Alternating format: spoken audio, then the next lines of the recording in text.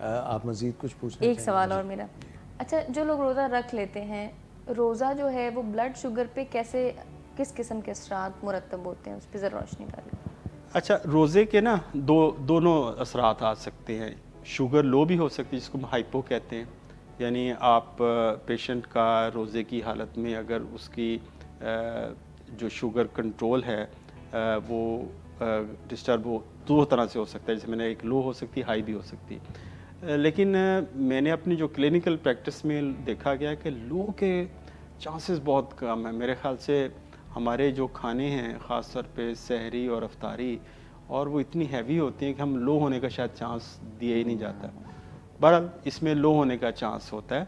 और एक इससे मैं एक बहुत बड़ी गलतफहमी दूर कर दूं कि बहुत सारे लोगों का ख्याल है कि आप रोज़े की हालत में शुगर टेस्ट नहीं करते, क्योंकि रोज़ा रखने के लिए ये भी एक शर्त है कि आप शुगर टेस्टिंग भी करेंगे, मॉनिटर करें। मॉनिटर करेंगे। मतलब अगर आप इफ्तार से पहले शुगर टेस्ट करें, और इसमें हम डिटेल में बात भी करेंगे, और आप तकरीबन ज़ोहर से पहले भी शुगर टेस्ट करें।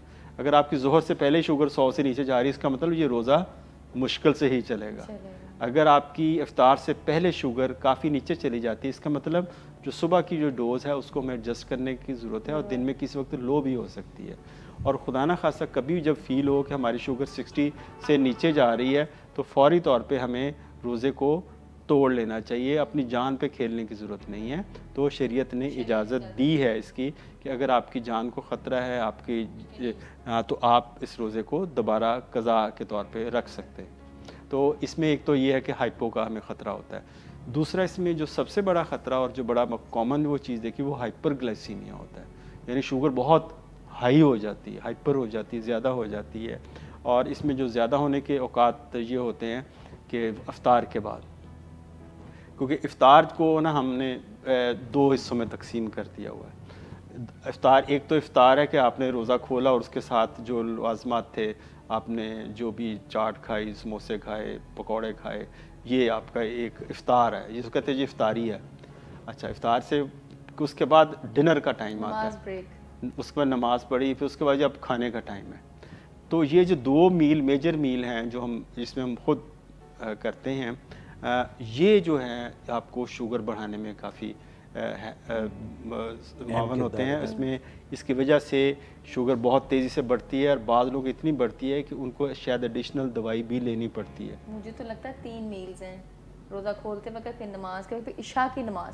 अब ये देखें ना, आपके पास अगर रोज़ा अगर 7 बजे भी खुला है, तो सुबह अगर 3:30 बजे है, तो आपका तकरीबन इस थोड़े से अरसे के 6-7 घंटे के अंदर आपके 3 बड़े मील लिए हैं, क्योंकि उसमें फिजिकल एक्टिविटी तो बिल्कुल ख़त्म हो गई ना शाम को, सब रोज़ा रखने के बाद। और बाद में हमने ये सोचते हैं कि हम शायद रमज़ान में हम कोई हमारी फ़िज़िकल एक्टिविटी भी कम हो जाती है, डाइट ज़्यादा हो जाती है।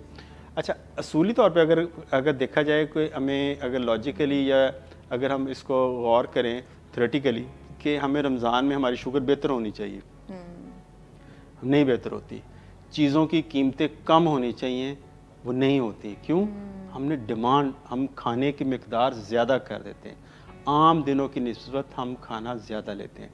इसी तरह जब हम सहर के वक्त पे पहुंचते हैं, तो सहरी में जब तक पराठा ना खाएं और अच्छा खासा आपने लस्सी, पराठा और उसके हैवी मील जिसके अंदर फैटी मील ना लें, तो हम समझते हैं हमारा रोज़ा शायद हम गिर पड़ेंगे। तो इसमें है, लेकिन ये सारी मिथ्स हैं। तो मेरे ख्याल से एक नॉर्मल हेल्दी ईटिंग के साथ भी सहरी की जा सकती है। वो हम किसी एक प्रोग्राम जो डाइट पे करेंगे, उसमें हम बताएंगे हम कौन सी जो सहरी अच्छी होती है, कौन सी इफ्तारी अच्छी होती है, उस पर हम बात करेंगे।